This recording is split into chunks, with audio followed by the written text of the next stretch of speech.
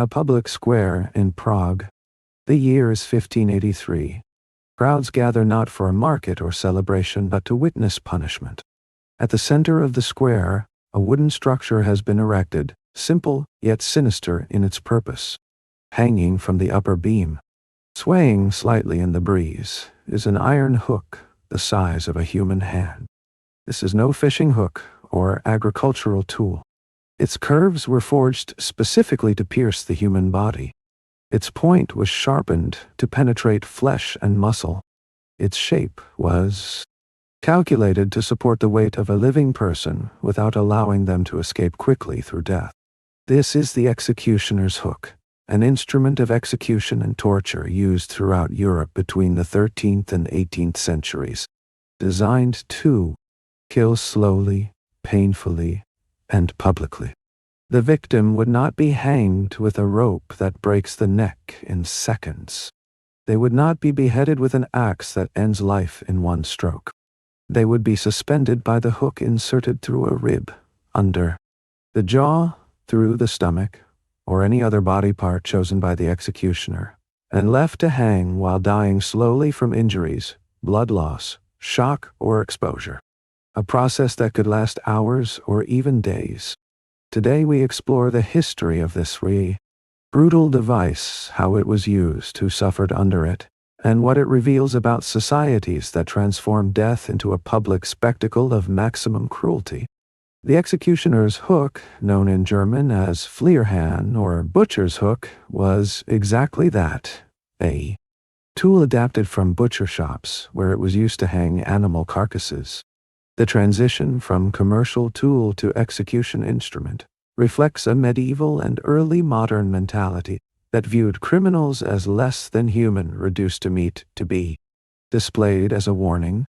The typical hook was made of forged iron with a thick shaft for structural strength, a wide curve to engage the body, and a sharpened point for penetration. Sizes varied, but most were between 25 and 40 cm in length. Large enough to support adult weight without breaking. Some hooks had simple points, others had double or triple points to secure the victim more firmly. They were permanently fixed to wooden posts, gallows beams, or even castle and town hall walls in some cities, serving as a constant reminder of the authorities' power to punish. The use varied based on region, the nature of the crime, and the relative cruelty or mercy of the executioner and judicial authorities. In some executions, the hook was inserted through the victim's rib under the arm, piercing between bones without immediately hitting vital organs. The victim was then hoisted and left to hang sideways, the body's weight gradually tearing the flesh around the hook while blood loss and shock eventually caused death. This method was agonizing but not immediately fatal, allowing prolonged suffering. That was precisely the point. In other executions, the hook was inserted under the jaw, penetrating through the mouth or throat and exiting through the top of the head. This method was faster but no less brutal, with the victim often suffocating or bleeding to death within minutes to hours. A particularly cruel variation involved inserting the hook through the abdomen or back, piercing internal organs while avoiding the heart and lungs, prolonging agony as the victim bled internally. The choice of where to insert the hook was not random, but calculated based on the crime and social status of the victim. Criminals, considered particularly heinous, traitors, heretics, or those who committed crimes against the church, often received the most prolonged and painful methods. The position of the hook also served a symbolic function. Insertion under the rib could symbolize a traitor's stab. Insertion through the mouth could symbolize punishment for blasphemy or false testimony. Insertion into the abdomen could symbolize crimes related to gluttony or lust. This cruel semiotics transformed the execution into moral theater, where the criminal's body became a readable text communicating messages about justice, power, and social order. Historical records document the use of the executioner's hook in multiple European regions. In Amsterdam, in the Netherlands, Hooks were permanently fixed to the exterior wall of the WAG, a weighing building in Dam Square used to execute criminals whose sight would serve as a deterrent to others. In Nuremberg, a German city famous for its torture and execution instruments, hooks were part of the municipal executioner's arsenal, kept in a tower called the Gefängnis, along with other implements of punishment. Trial records from Prague, Vienna, and other cities of the Holy Roman Empire mention executions by hook, particularly during religious wars when Protestants and Catholics executed each other with brutal creativity. A particularly well-documented case occurred in the year 1535 in the city of Münster during the Anabaptist Rebellion. After the city was recaptured by Catholic forces of the Prince Bishop, the rebellion's leaders were captured and publicly executed in ways designed to maximize terror. Jan van Leyden, who had declared himself king of the New Jerusalem during the rebellion, was tortured with red-hot pincers for more than an hour in the public square before being killed.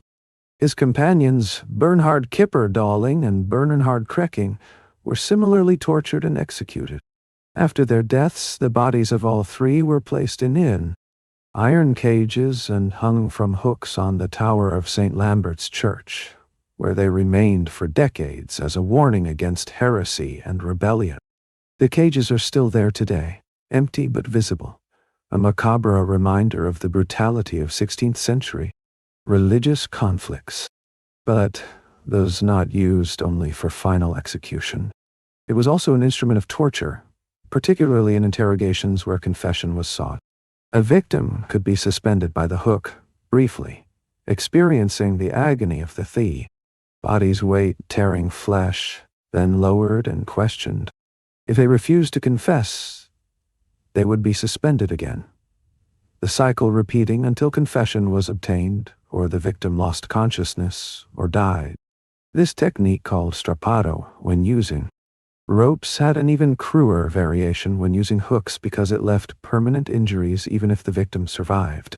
Multiple sessions meant multiple punctures, scars, and damage that made the survivor's body a visible monument to their encounter with justice. The psychology behind the public use of the hook and similar instruments was complex. Public executions served multiple social and political functions. First, they were supposedly preventive, demonstrating the terrible consequences of crime, to deter potential criminals. Second, they were restorative of social order, symbolically correcting the damage caused by crime through spectacular punishment of the offender. Third, they were reaffirmations of state or ecclesiastical power, visceral demonstrations that authorities had absolute power over the bodies of subjects. Fourth, they were entertainment. Admit it or not, public executions attracted crowds that included all social classes, functioning as community events where social norms were reinforced and community bonds were formed through collective participation in rituals of sanctioned violence. But there were also critics even at the time. Some theologians and philosophers questioned whether extreme cruelty was necessary or even morally justifiable. Michel de Montaigne, a 16th-century French essayist, wrote in his essays about attending executions and feeling disturbed by the cruelty, arguing that civilization should be measured by how it treats criminals, not just law-abiding citizens. Erasmus of Rotterdam, a Dutch humanist, criticized the brutality of punishments of his time. But these voices were in the minority. The majority of society accepted cruel executions as necessary and even appropriate. The practice of using hooks in executions began to decline during the 18th century as the Enlightenment brought new ideas about justice, punishment, and human dignity. Reformers like Cesare Beccaria, whose treatise on crimes and punishments published in the year 1764 argued against the death penalty and torture, influenced legal changes throughout Europe. Enlightened monarchs began abolishing the crueler forms of execution, replacing them with methods considered more humane. The guillotine, invented in the context of the French Revolution in the year 1792, was specifically designed to be a quick, and relatively painless execution, a dramatic contrast to previous methods. Hanging was standardized to break the neck quickly instead of causing slow strangulation. Executions also gradually became less public, moving from squares to prison courtyards.